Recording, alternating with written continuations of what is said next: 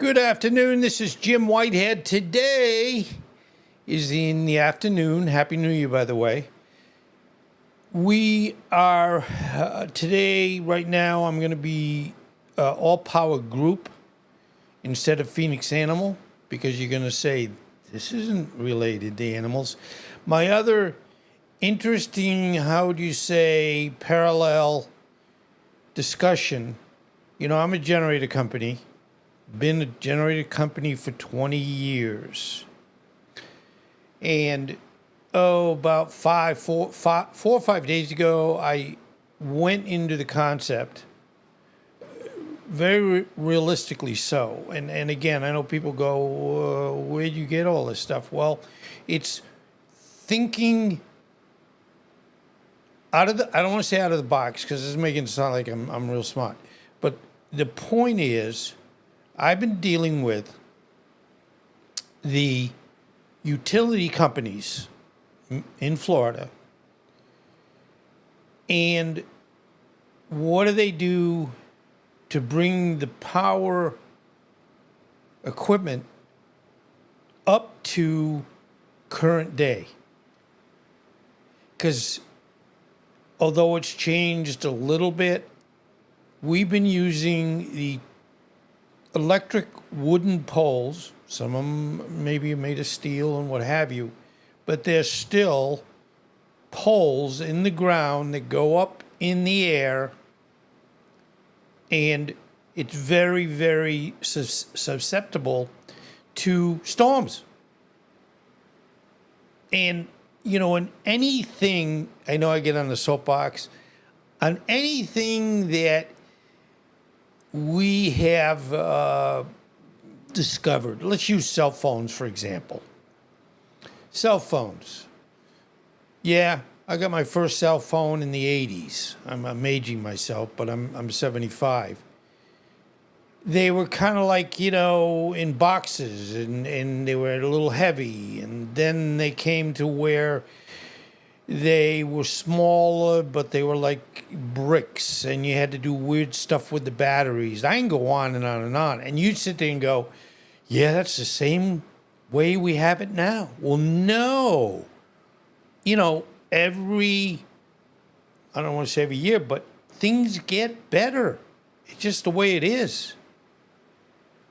So what I was showing you, this is a concept of a different type of an electrical pole that is very safe, very closed in that all the important stuff, like the transformer, et cetera, would be all inside the pole system. Because the worst thing that happens, and I have witnessed this personally, when I was coming home when we had Hurricane Irma over in Davie, Florida, on the other side of the state, I was driving home and I stayed out a little bit longer than I should have. And I had trouble getting home because trees kept going down. But beyond that, you might say, yeah, all right, trees go down. But transformers were literally blowing up in front of me. Now, I don't mean that it was where, I'm in trouble. But it's like, well, that didn't take very long. I'm going home and I'm seeing transformers blow up. And then, of course, if there's enough wind, we lose the poles. The poles go down. And these poles are old, even older than I am. We've had poles for 100 years. And does it make any sense? No, it doesn't at all. But the point and why it's the same is because utilities are monopolies. And they just kind of go, well, we're not going to change anything unless we have to. Or we're told to. Et cetera, et cetera. And the biggest problem is, For every amount of damage that we have in a hurricane, we pay for the repairs. So in other words, we pay for the same poles to go back up. And we start it all over again. You know, they joke and say, you know, what's different? What are we doing different? We're not doing anything. What do you expect? So they don't put money into improving their infrastructure, which we pay every month for. And when we have inclement weather and there's damage to the system, their infrastructure, we pay for it. So where is the motivation for it to be improved? If they had to pay half of the repair or whatever number you want to pull, 100% of the repairs, guess what? We wouldn't have the same wooden poles and the same stupid, you know, made in Mexico transformers. So let that sink in a little bit. But here's just, you know, there's 1,000 different combinations. And I have two separate of where I put into AI and said, so when AI puts things out in general, if there's no basis for them to grab onto something, it will be hard for them to recreate or put forth an image that makes sense. All I did is ask, I said, okay, let's do a telephone pole, electric pole. I don't mean telephone, that's what we used to call them. Electric poles, I'm not quite sure how to help but you. they want to be very safe and not get damaged every time we have a storm. So let's go back in history. And this is one of it, and I brought this up before, so this isn't new. And by the way, you see my placeholder for comments. It's one of those things where you have a party and you get all the food and the drinks and no one shows up. So, you know, I don't announce these too far in advance because who knows, you're going to have problems. This morning, I had to do it 6 times before it was right. So far, we're doing well this afternoon. But anyway, bottom line, what you're looking at, and this is all real. This was the Tesla wireless electrical tower. Now, Nikola Tesla, nothing to do with Elon, who actually just uses Tesla's name. And it's a tribute to Tesla, to be honest with you. But what he started developing, and this is where it gets into a money issue. He had a benefactor who was funding his research on this tower that you're seeing. But Tesla, God bless him, he kind of was like, when the benefactor price said, hey, so we're building a new radio tower? I don't know if he'd say no or yes or whatever. But the benefactor didn't know that this was going to be wireless electrical. And God bless him, this is where the pivotal point of what happened. When he said, well, no, it's not going to be a radio tower. I mean, Marconi had developed a radio tower, and he already had sent signals across the Atlantic. So when Tesla kind of went, oh, well, no, this is going to be, and here's where where it went wrong. He must have said, this is going to be wireless electrical. I've already proven it works, and it's going to be free.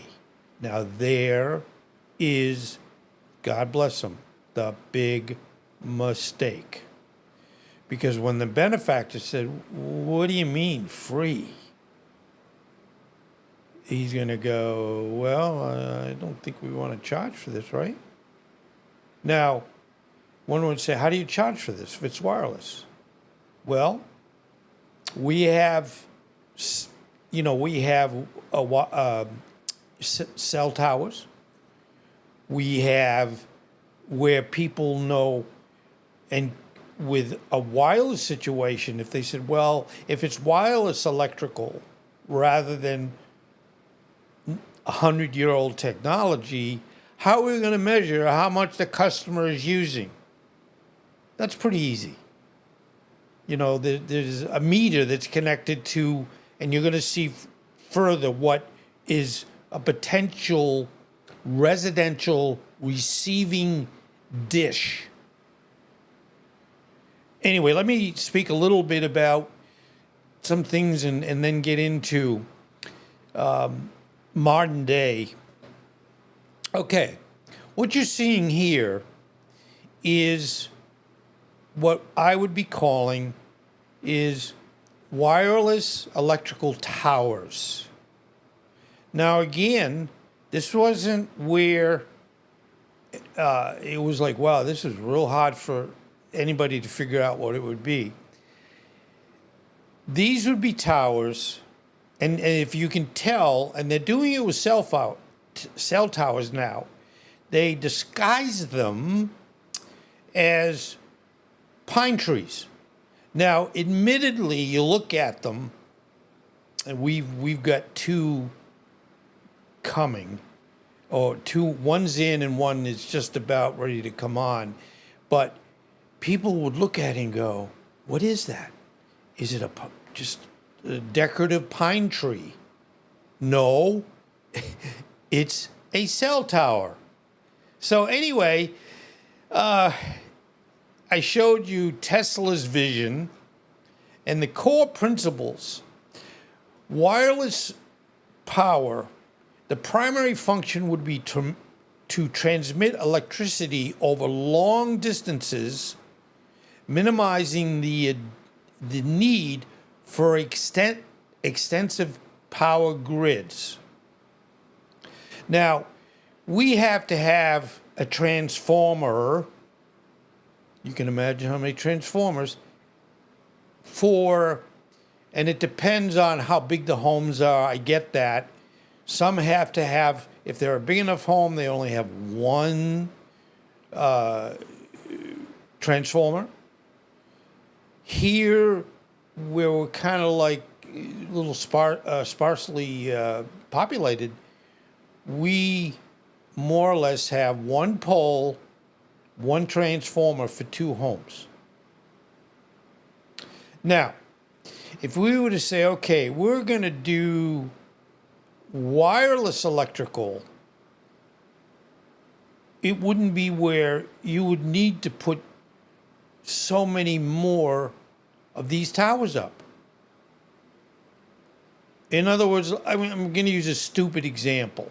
Let's say in the world we had 10 electrical poles with the 100-year-old transformers and wires.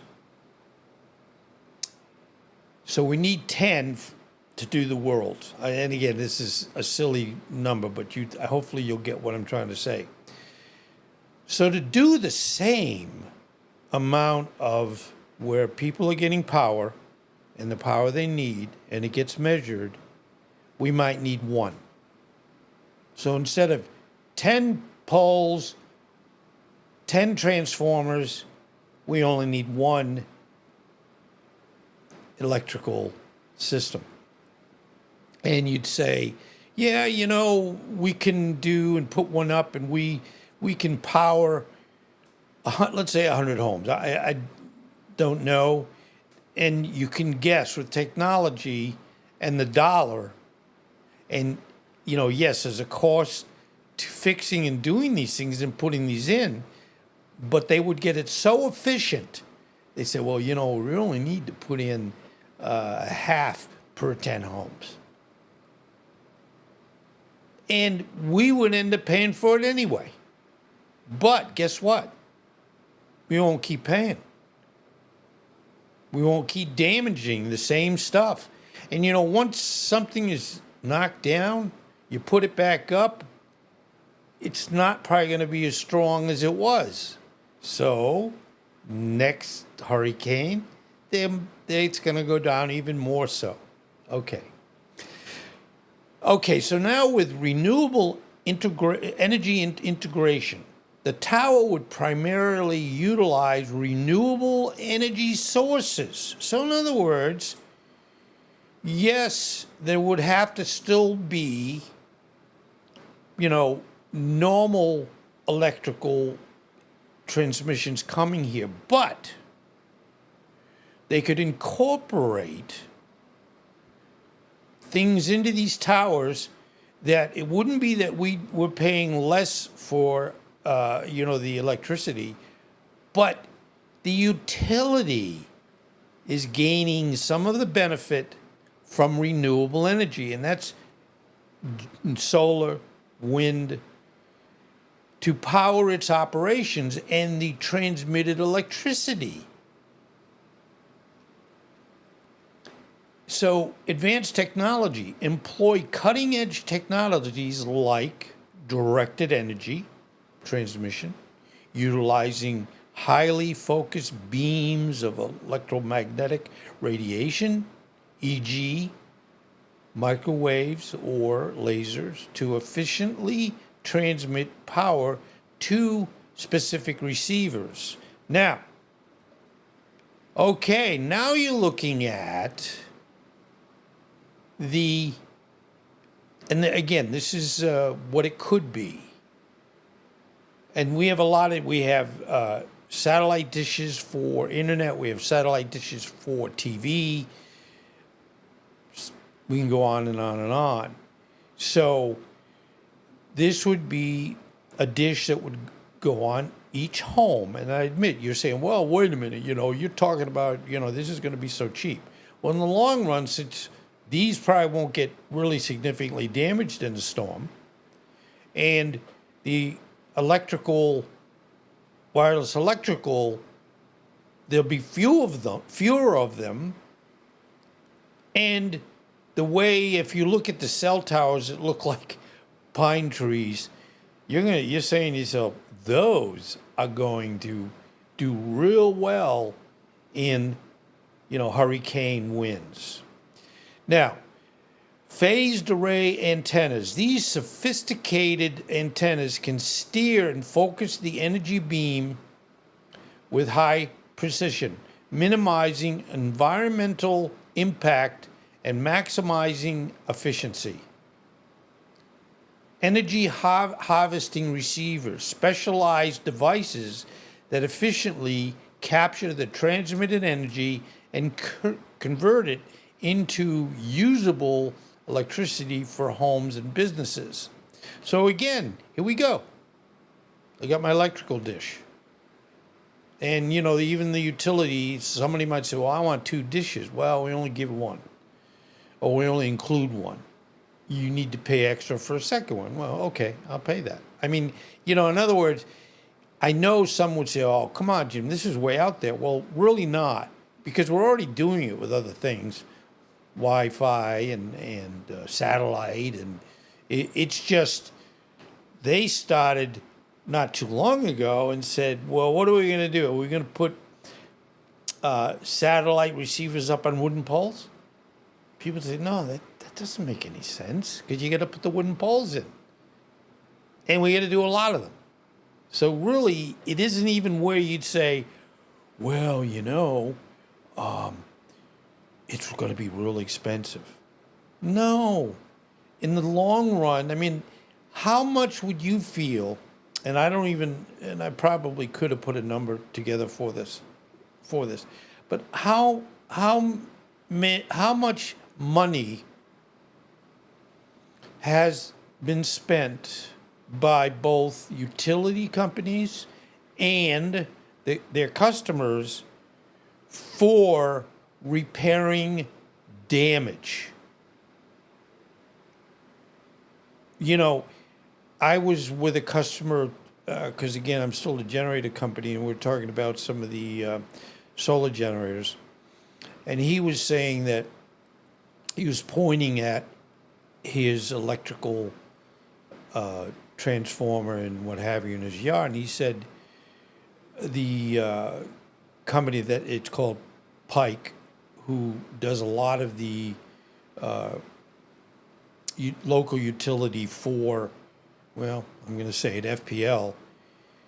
They had a choice where they could have put in a strong pole made of a material that is not like wood, or what they ended up doing is they put a wooden pole in because that was the easiest for them to do. So that's what they did.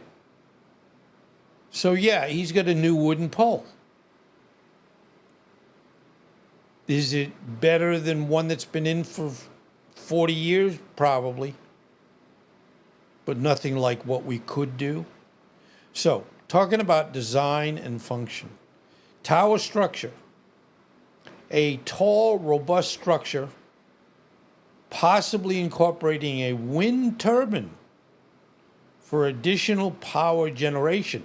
You know, the funny, supporting the transmitting and receiving equipment. The power generation, a combination of solar panels, wind turbines, and potentially geothermal energy sources to generate the initial electrical power. The energy storage, advanced battery systems. Now, I have an EcoFlow Ultra whole home backup.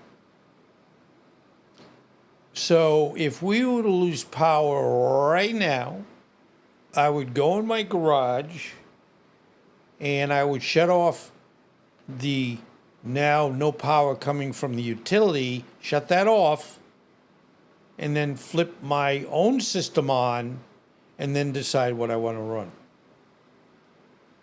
And we have different means of charging those. So it isn't where, well, and I had to work on this because I first had it in here using it, this building off grid, because I wanted to basically use these systems. But when I put it into the home, the conclusion was we had about 10 hours of backup without doing anything else. But I have a very small propane generator. You can also use wind power, solar power. You can even put a device on your car that you'd run your car and it would be idling, and at the same time it would be charging your batteries. So the bottom line is I have the initial 10 hours, and then with whatever is presented to me, I can charge the system. So in other words, if we have a 10-day outage, not a problem. I can, different ways, make sure I charge the unit. So, you know, and some say batteries. Believe it or not, with the lithium ion battery, lithium ion phosphate, they have a heck of a great capacity. They can be charged and discharged multiple times, like 3,500 times. That's 10 years.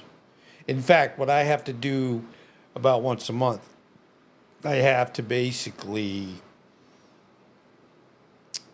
put my unit, and I run a fan basically to just keep discharging the batteries, because it's not good for these lithium ion phosphate batteries to just sit there, fully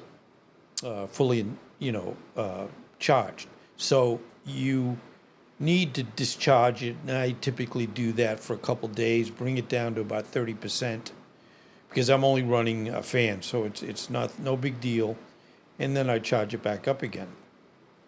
So, thing is the alternative powers beyond standby generators that have been around for a good long time. I've been installing them for like 20 years. They would have it where we get a much better situation. Now, the funny thing that I know I received when I was over in Davie, I received a request. Do you want solar power? Now, I was working with a solar company and I was doing solar, but the gentleman that trained me and was wonderful, I called him on this flyer I received from FPL, and I said, are they going to start doing solar for residential? He said, no. What they're doing is they are building solar farms that we don't, and they get a benefit because, there's a cost of putting it in, but solar panels typically 10, 15 years. And what they were trying to say, and I know they were trying to play a little kind of mental trick on you. They're saying, well, no, we're not going to be installing solar at your home. We're going to do these solar farms on pretty much unused land. I mean, you can even do farms, and I mean, it's very, how would you say, flexible as to where you do this. They were just saying, do you want your power to come from our solar fields or from, the main FPL locations that, they have, I guess, diesel-powered electrical generators. So you would say, I want that electrical power instead of it coming from the main transmission locations. And they wouldn't be saying, well, you're going to save money. No, it's acting like we're doing you a favor. No, they're not doing us a favor, because we're going to probably pay the same. And to fix this, we would have to do our own systems. So I guess it's who's on first. Anyway, and I know I get, and people say, you're a generator company, if everything was great with your power, our power, nobody would buy generators.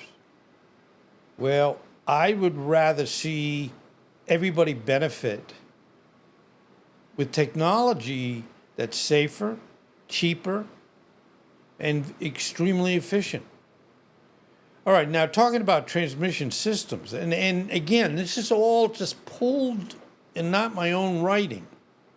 So it isn't where, oh, wow. Because if you put something that's like unknown, you won't get a lot of information on it. But I've got so much information on getting ready for this presentation that it's like the way it is. Okay, transmitters to generate the electromagnetic energy. Phased array antennas to precisely direct energy beams toward specific receivers. And again, here's your receiver. Advanced control systems to monitor and adjust the transmission to optimize efficiency and safety. Okay, a receiver network. A network of receivers strategically located across a region. These receivers would be equipped with energy harvesting devices to capture transmitted energy, renewable energy sources, wind and solar, that, you have to pay to put it in, but, the sun doesn't charge you for the power. Okay, so, we get into what it should be. And I don't want to even say could be, because some would go, well, yeah, this is pretty revolutionary, and I don't think that we'll ever see this. Well, you're right you're right in the aspect of if we don't change the format of how we pay, who pays for damage, it's going to stay the same for the next 100 years. And I often use and I guess we all would love to have visitors from other planets, but if as I'm standing here or sitting here doing this presentation, if an alien walked in and I'd say, hey, Mr. Alien, and he'd say, hey, I got a question. What are those things up on whatever it is in the air? And where do the wires come from? We'd say, well, that's how we get our electricity. And I don't even personally know where our power is generated. And what I said in one of my presentations last week, and it just made me think of it on Christmas Day. We were going through, because we're very rural out here, and we were going on a road that, there aren't a lot of people on the road. And they just had poles, wires. Every once in a while, they'd have a transformer. But that's where, and if it's a substation, I'm not sure even where it is. But where the other aspect of cost to us is when electrical power goes through wires. It travels as, and you won't be tested on this, but electrons. What happens is when electrons or electricity goes through wires, it heats the wires up. And that heat is a sign of actually losing power. But obviously, since we have to have 120, 240, 60 hertz, whatever's lost on the way here, we're still going to pay for it. So that's where I started getting into this whole thing of why, one, not having poles that are all self-contained, safe, rock solid, something you don't have to worry about paying to be fixed over and over and over. The Weather Channel, a lot of respect for the Weather Channel. They're very good at forecasting storms. But the next time they talk about a storm, the minute they get into like, whoa, yeah, it's going to maybe turn into a category 1, category 2, category whatever, the first thing they say, and it's almost, again, people say it because they don't know what else to say or they don't know anything different. They'll say, well, there's going to be quite a few power losses. So when people go, okay, so we have a storm that lasts 24 hours and we're out of power for 7 days because all the poles went down. And then we pay to put them back up. And in Florida, luckily it's cooler in the winter, but in the summer we're 100 degrees. So you can imagine how much power is lost from heat. So we would have reduced reliance on fossil fuels by utilizing renewable energy sources and wireless transmission. The tower could significantly reduce greenhouse gases. And we'd have wireless power transmission could bring electricity to remote, underserved areas that are difficult to reach with traditional power lines. You know, I watch one example. I love this family. They're in northern Idaho, and their channel is Ambition Strikes, and they're in the middle of nowhere, and they had to, and I know they enjoyed doing it. And with a YouTube channel, you want to have content. So the recognition is, you know, they had to build a house, but they had to do all their infrastructure, both from the water point of view and the power point of view. And I think they said, and this is very typical, if they said, well, yeah, if we want electricity brought, you know, from the closest location, it's going to be 10 grand or 20 grand. And then you pay for it. And you lose power on the way because the electrons heat up the wire. So it is the epitome of vicious circles and saying the same thing and doing the same thing over and over and expecting a different result. So this would basically improve the reliability and reducing the impact of disruption, reduced infrastructure costs, eliminating the need for extensive power lines, could significantly reduce infrastructure costs and environmental impact. I mean, if I haven't sold you, I understand, and I love to hear your comments. So please, you know, I'd like to hear, and there's people that are smart in the YouTube community that would say, I get a better idea. And I'm a 75-year-old guy. So, you know, I'm probably not going to be able to, how would you say, develop a power system that is what I'm talking about. But it will happen. So safety.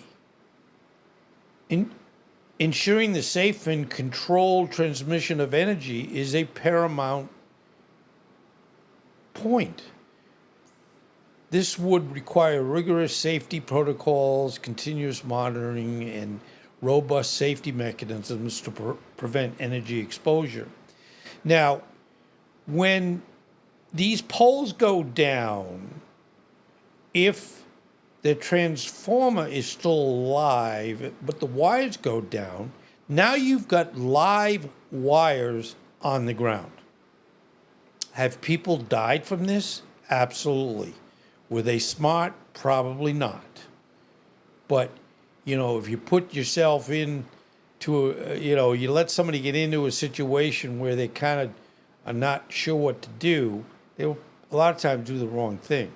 But if you've got it where this is so safe, so functional, so strong, we wouldn't be talking about live wires. And as we all know, a live wire, you can get electrocuted because a lot of the wires that are at the very top of these poles, they're not the wires that go to the home. And people call them high tension lines, but they have astronomical amount of volts.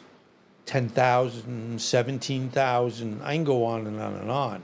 So if that line comes down and it's still live, we got a problem. So, and then we worry also about wildlife. Over here, we have deer, panthers, bears. So please help them. Take care of them. Okay, public acceptance. Gaining public trust and acceptance will be essential for successful implementation of such a system. This will require transparent communication, addressing public concerns, and demonstrating the safety and benefits of the technology. So, this again, you're seeing, and what you're seeing on the screen now is probably where, again, we'd be sending power to multiple homes. This modern interpretation of Tesla's vision aims to address the limitation of his original concept while leveraging the advancements in technology and our understanding of wireless energy transmission. Because unfortunately Tesla didn't say to, I don't remember who his benefactor was, but they only submit or finance things that they think they're going to make a lot of money from. So with Tesla, just say, yeah, this is going to be electrical transmitted power, and it's going to be free. That, unfortunately, those words were 100-year mistake. So let's, and I had one comment, and it was the last time I did the talking about if they just redid the polls into a safe point. I had one comment that they said, it's not a bad idea, but it's going to take some time. And I said, you're right. And I comment or respond back to everybody that puts a comment, whether it's good or bad. I just said, you're right. It isn't something that's going to happen overnight because it wasn't started, until now. And we've been having this stupid poll situation for 100 years. I said, but really, in other words, the polls, it's time. It's big time. And, the motivation again, and it depends on who's going to be, who is the administration process. There's a lot of people that are in oil and gas that are hoping that we never go in a direction of having it where we're not using as much, gasoline and fuel oil. But the point, and I've always said, when people get into, the grid and so on and so forth, I got to be realistic and recognize that it's got to be a financial benefit to everybody.